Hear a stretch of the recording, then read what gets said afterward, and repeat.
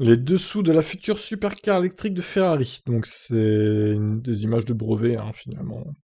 Comme ce qu'on a vu hier pour Toyota et leur fameuse boîte de vitesse fake pour voiture électrique.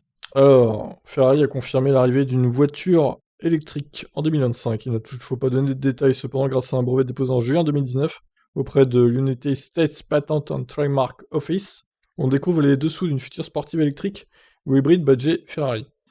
Comme le montrent ces images, Ferrari a retiré le moteur thermique, placé en position centrale arrière, pour que son véhicule à électrons procure les mêmes sensations qu'un modèle V8 ou V12.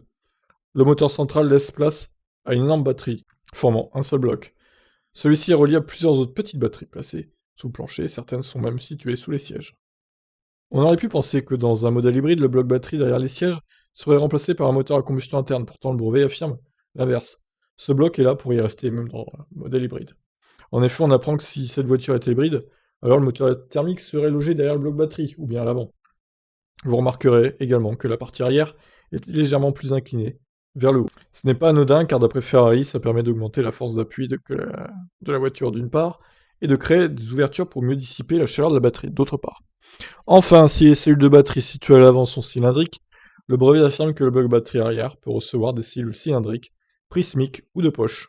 Hélas, ce brevet n'évoque ni la puissance totale développée par le ou les moteurs électriques, ni la capacité de batterie, ni l'autonomie du véhicule. Bah oui, du coup, faudra attendre de voir dans les années qui viennent, hein.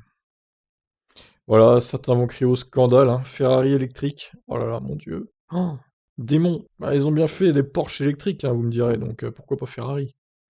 Donc voilà. Bon, bah, on verra ce que ça donne dans quelques années, et l'autonomie, le prix, etc. Je vous laisse réagir suite à ça. Ciao, ciao.